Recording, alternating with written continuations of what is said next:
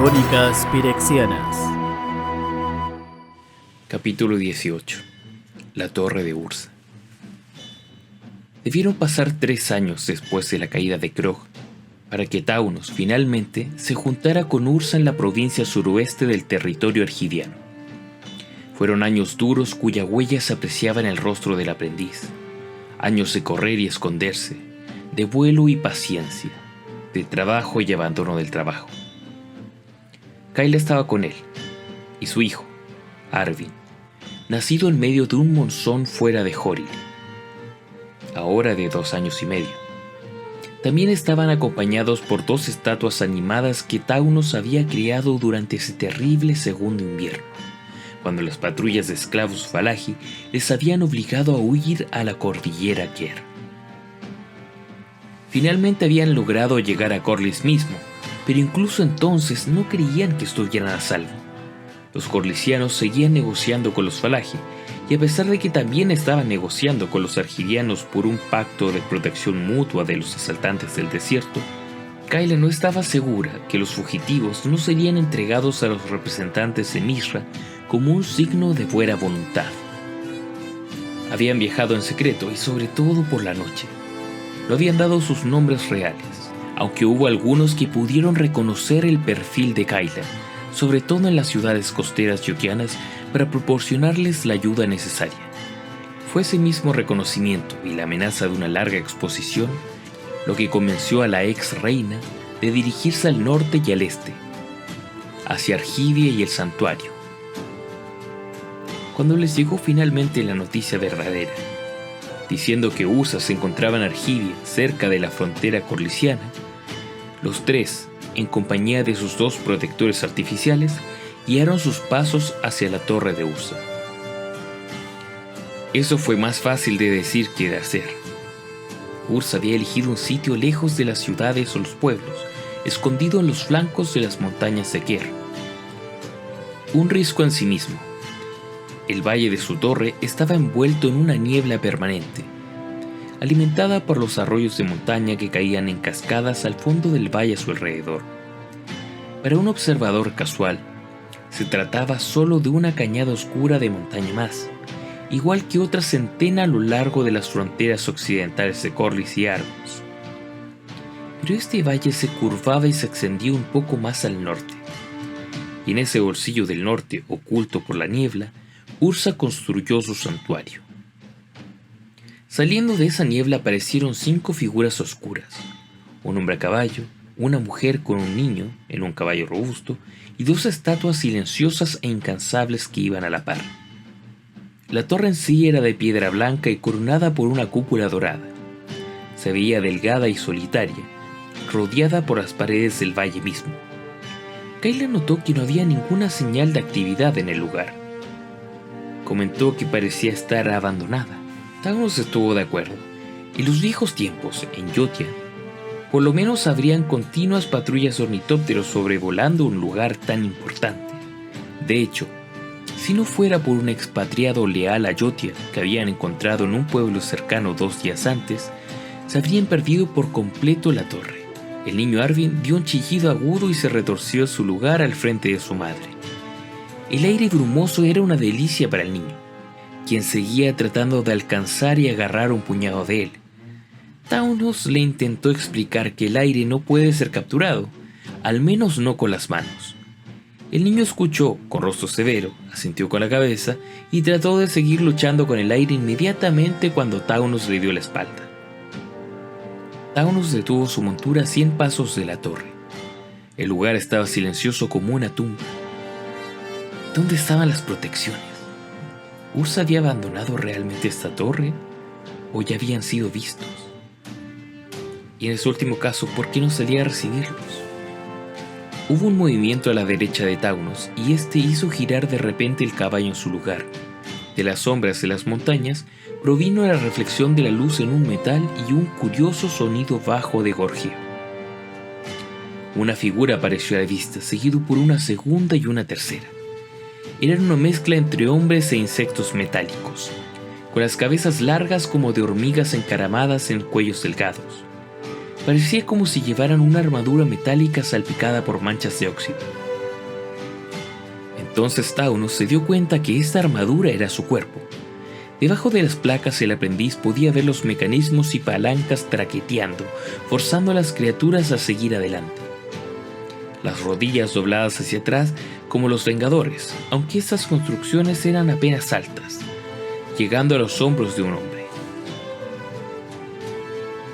Estaban armados con cuchillas pesadas montadas en postes, que blandían hacia los viajeros. Las máquinas estaban en silencio. El gorjeo no era más que el desgaste de metal contra metal, de las poleas silbando por los cables deslizándose por sus circuitos y de los interruptores de cobre ajustando y desajustando. Taunos oyó un grito ahogado y miró hacia Kayla. Había otros 3 al lado de la carretera, de manera similar, armados y blindados. Los 2 grupos fueron convergiendo hacia los viajeros. Taunos gritó una orden a las estatuas, una de las 5 que entendían, y expulsó a su montura hacia adelante, gritando a Kayla que la siguiera. El caballo, un animal viejo y desgastado, relinchó quejosamente y avanzó lentamente. A la misma velocidad, poco a poco, las 2 estatuas de arcilla se volvieron hacia sus agresores. A cada uno se le había enseñado a reconocer armas y atacar a aquellos que las portaban. El número de objetivos confundió a las estatuas por un momento. Luego cada estatua eligió una ala de asaltantes. Lo que siguió fue una batalla silenciosa, sin un grito o un llanto. Las estatuas de barro estaban armadas solo con sus puños, pero eran enormes. Y eran puños exagerados, con una gran cantidad de poder detrás de ellos. Los autómatas de metal fueron más rápidos, y con sus armas tenían un alcance que a las estatuas les faltaba. Se produjo un baile mortal, marcado por la resonancia de los duros golpes que caían sobre las armaduras y el ruido suave y cortante de navajas excavando a través de la carne de arcilla. Los 2 autómatas principales de cada ala se acercaron demasiado a las estatuas y fueron recibidos con golpes de martillo en su rostro. Uno esquivó el golpe, pero el otro lo recibió de frente. Su cuello languirucho se rompió y la cabeza cayó sobre el lomo de la criatura, aún sostenido por una maraña de cables sueltos. El resto del cuerpo no reconoció la pérdida, que aún se agitaba ante el oponente de arcilla con su hoja de cortar. Las cuchillas cavaron profundo, pero la arcilla se cerraba tan pronto como éstas cortaban a través de ella. Como una masa suave rebanada por un cuchillo de pan, una de estas filosas hojas se quedó irremediablemente atascada en el interior de la criatura de arcilla. La estatua se inclinó y cogió la cabeza del autómata. La apretó y pedazos de autómata se convirtieron en piezas permanentes de la mano enorme de la estatua mientras ésta destrozaba el cráneo de la criatura. 2 de los autómatas retrocedieron y luego contraatacaron como uno solo. La estatua de barro levantó un brazo para evitar el golpe y ambos trataron de cortar en el mismo brazo. La primera hoja cortó profundo y la segunda todavía más profundo. Fue allí cuando se escuchó el tañido frío de metal contra metal y un ruido de chasquido cuando el segundo autómata cortó el hueso de metal en el centro del brazo de la estatua de arcilla. La estatua alzó el brazo, pero la mayoría de la arcilla esta vez se fue desprendiendo de él, revelando un armazón de metal fino por debajo. Mientras que los autómatas y estatuas luchaban, Taunos y Kayla montaron hacia la torre. Si Ursa estaba allí, entonces estas serían sus creaciones y podría suspender la batalla. Y si él estaba ausente, la torre les proporcionaría algún cobijo hasta que las estatuas de arcilla hubieran derrotado a sus enemigos. Taunos gritó hacia la torre y vio movimiento a lo largo de la muralla superior. Una figura alta, familiar, se llevó un silbato a los labios. Hubo un corto silbido de 3 notas y Taunos se giró en su silla para ver que los autómatas habían puesto fin a sus ataques. Por desgracia, las estatuas de arcilla todavía los veían como una amenaza y una arrancó otro cuello antes de que Taunos gritara la palabra para que se retiraran. Y así las estatuas de arcilla se detuvieron en mitad de un golpe. Taunos miró hacia arriba, pero la figura se había ido de las almenas. La puerta se abrió y salió una segunda figura. Este no era Ursa, pero tenía la delgadez del artífice principal, y Taunos se preguntó si se había equivocado acerca de la figura que había visto arriba. Este hombre estaba vestido con el uniforme de un oficial yotiano. Un piloto, por el aspecto de las marcas que habían dejado las placas e insignias que alguna vez habían colgado de su traje. Era un teniente, o lo había sido, en la época en que los yotianos habían tenido una fuerza armada. La figura se inclinó ante las figuras a caballo. Su Majestad, caballero Taunos, el artífice les da la bienvenida a su torre. Si hubiera sabido que venían, habría desactivado los guardias. Soy Sharaman. Por favor, entren y siéntanse bienvenidos. Fue al caballo de Kayla para ayudarla a desmontar y en su lugar recibió el atado que era el joven Arvin. Al exteniente le pareció que le hubieran entregado una bolsa de serpientes vivas y rápidamente, pero con cuidado, colocó al niño de pelo rubio rojizo en el suelo mientras Kayla desmontaba. Taunos miró hacia arriba y vio el destello de la conocida figura del artífice principal cuando Ursa se movió hacia las sombras del balcón de la puerta. A continuación, la esbelta figura desapareció por completo. Mientras Taunos desmontaba, Sharaman dijo: Por favor, síganme. Tengo que darles la bienvenida y acompañarles hasta el artífice. Kayla dijo: Eso estaría bien. Le pido disculpas, Su Majestad. Se me instruyó para que le diera la bienvenida a ambos, pero que solo trajera al caballero Taunos hasta el maestro Ursa. Espero que esto no sea un problema. Kayla y Taunos se miraron uno a otro. Taunos estaba seguro de que Ursa hubiera deseado ver primero a su esposa después de todos estos años. Pudo observar una tensión en los labios de la reina, pero finalmente ella sintió con la cabeza que estaba de acuerdo. Sharaman dejó a la reina y a Arvin en una austera habitación de espera en la planta baja, haciéndoles saber que regresaría con bebidas y, si la madre lo permitía, obleas de azúcar. Esto le ganó la simpatía inmediata de Arvin, que chilló cuando Kayla dio su consentimiento. El exteniente llevó a Taunos subiendo por varios grupos de escaleras. ¿Cómo está? Preguntó Taunos en un descanso. Él ha pasado por mucho. Al igual que todos nosotros, pensó Taunos, pero no dijo nada cuando Sharaman abrió la puerta y se apartó para dejar entrar a Taunos. El aprendiz entró en el estudio de Ursa y Sharaman cerró la puerta suavemente detrás de él. La habitación era de buen gusto y ordenada, al borde de lo austero. Una alfombra fina cubría parcialmente el suelo de madera, y cerca de las ventanas había varias mesas de dibujo inclinadas, todas cubiertas con planos en distintas fases de desarrollo. Una bola colocada sobre una cavidad, tallada de madera de rama milenaria, yacía sobre una mesa de trabajo pequeña junto a un libro abierto. Ursa se encontraba en el balcón, de espaldas a Taunos, con vistas sobre el valle de niebla y los restos de la batalla anterior. Sus manos estaban entrelazadas detrás de él. Taunos esperó. Finalmente Ursa dejó escapar un gran suspiro y se volvió hacia Taunos. Yo esperaba recibir algún mensaje. Taunos vio las líneas en la cara de Ursa, una pequeña colección en la esquina de cada ojo. Sus ojos parecían más profundos y más hundidos en sus cuencas, y su pelo se estaba convirtiendo completamente de un tono blanquecino dorado. Llevaba la bata de trabajo, pero estaba limpia y bien planchada. Taunos dijo: Los mensajes pueden ser interceptados, señor. Y no estábamos seguros de su posición hasta que pasamos la frontera argiviana. Ursa sintió con la cabeza bruscamente y volvió a respirar hondo. Luego esbozó una sonrisa forzada. Es bueno saber que estás vivo. Me preocupé al no recibir noticias. Pasamos más tiempo del que deberíamos en Yotia. Sí, supongo que tenían que hacerlo. Mira mi escritorio, ¿puedes? Allí en el sostenedor de libros. Taunos se acercó a la mesa de trabajo. El volumen de Halum. Has tenido éxito, Taunos. Todo el conocimiento que cargaste en ese ornitóptero, el joven Rendal logró hacerlo llegar hasta Argivia y todo me estaba esperando cuando por fin llegué a Penregon. La mayor parte de mi trabajo y nuestros papeles. Se produjeron algunas pérdidas, pero nada que no pueda ser recuperado. Uno de los estudiantes recogió una lista de lavandería pensando que era un papel importante, pero bajo las circunstancias fue una jugada brillante. Gracias. Era mi responsabilidad.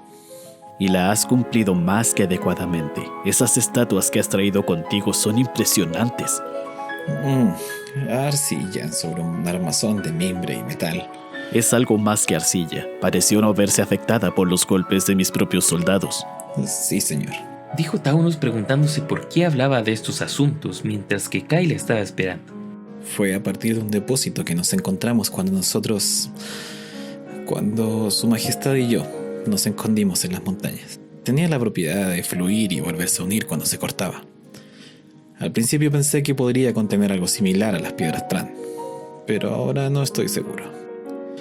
Si pudiera encontrar la naturaleza primitiva de esa tierra, podríamos hacer creaciones maravillosas. Sí.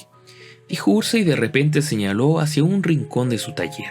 Ese arcón, mira en su interior. Taunos miró con curiosidad al artífice mayor, pero hizo lo que le pidió. Cuando Taunos abrió el cofre, quedó casi cegado por la luz de las piedras que había en su interior. ¿Piedras de poder? Sí. Nunca he visto tantas en un solo lugar. Sí, mientras estábamos haciendo lo mejor que podíamos con las que teníamos en Krug, los nobles argivianos han estado recogiéndolas durante más de 40 años. Hay muchas más que esas, más que suficientes para alimentar a cualquier número de dispositivos. Es con ellas con lo que operan los soldados yotianos del exterior. ¿Yotianos? Una pequeña vanidad. Mis guardias son más pequeños que los Vengadores y más fáciles de producir. Yo los llamo los soldados yotianos porque espero que eviten que la suerte de Yotia sea igual a la de Argivia y Corlys. Un viejo amigo una vez me dijo que había poder en los nombres, y tal vez eso devuelva a Yotia a la reina. A la gente yotiana, a la gente que confió en mí y a quienes entregué en manos de mi hermano. Tu hermano tiene las manos llenas de ellos en este momento. Tengo entendido que ahora lidera a los Falaji. El universo ha cambiado. Yotia ha caído. Mi hermano lidera a los Falaji. La corona de Argivia ha perdido casi todo su poder, por lo que Yotia debe preocuparse por las tribus del desierto. Y ahora Yotia se ha ido. Los nobles tienen la mayor parte del poder en Penregon y están muy preocupados por los Falaji que cruzan las cordilleras y los atacan. ¿Y tú? Ursa abrió los brazos para incluir a la habitación. Este es el resultado de esa preocupación, Taunos. Puedo duplicar esta torre en 5 días teniendo en cuenta los materiales necesarios. Estoy trabajando en una forma para que los soldados yotianos las construyan por sí mismos. Imagina una línea de estas fortalezas tripuladas por soldados insomnes protegiendo a Argivia y Corlys de los Falaji, protegiéndoles de mi hermano.